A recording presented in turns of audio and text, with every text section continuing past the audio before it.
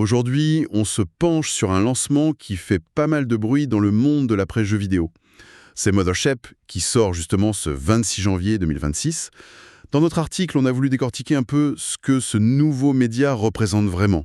Et c'est un lancement qui arrive à un moment, mais alors absolument crucial. On est en pleine tempête dans l'industrie des médias. Vague de licenciements, rachats. Dans ce contexte, Mothership, ce n'est pas juste un site de plus. C'est presque un acte de résistance, en fait. Ah oui, c'est fascinant comme approche. C'est un média qui naît des cendres d'un autre, littéralement. L'histoire derrière est très parlante.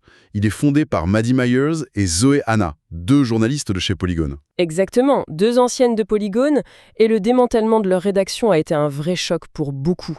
Du coup, l'idée de vaisseau mère, de Mothership, prend tout son sens. C'est un refuge. Un refuge, c'est le mot.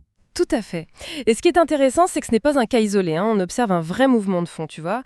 Des créateurs qui quittent des grandes structures, qu'ils jugent un peu compromises, pour fonder leurs propres médias plus en phase avec leurs valeurs. Mothership, c'est pile ça. Et justement, ces valeurs, quelles sont-elles?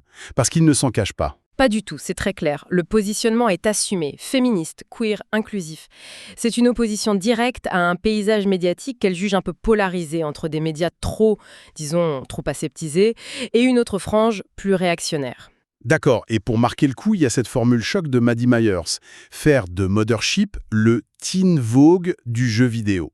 C'est une déclaration d'intention incroyablement forte, non? Ah mais c'est un coup de génie. Et c'est audacieux en même temps.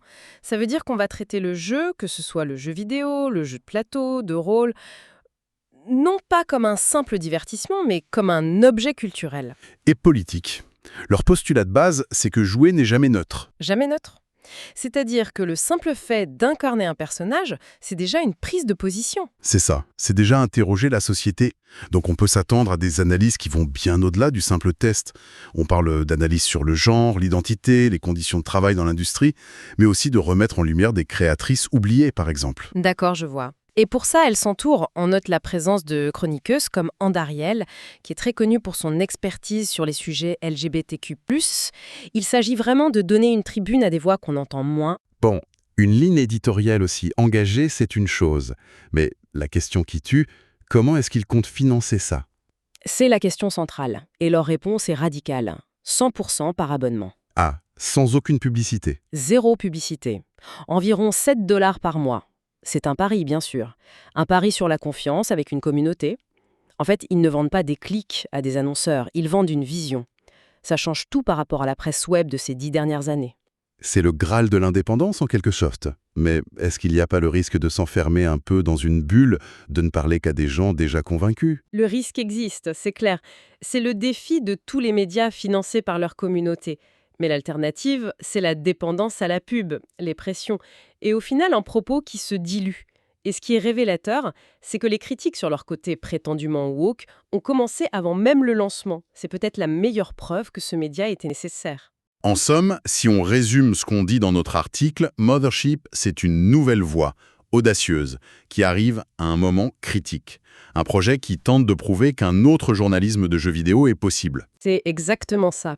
D'ailleurs, les fondatrices terminent leur manifeste avec une image que je trouve très forte. Elles disent « La porte du SaaS est ouverte. À nous de voir si on veut monter à bord. » Et ça, je trouve que ça va au-delà du simple abonnement. La question qui est posée, c'est quel type de discours sur le jeu vidéo est-ce qu'on choisit de soutenir? Et finalement, à bord de quel journalisme veut-on vraiment embarquer pour l'avenir?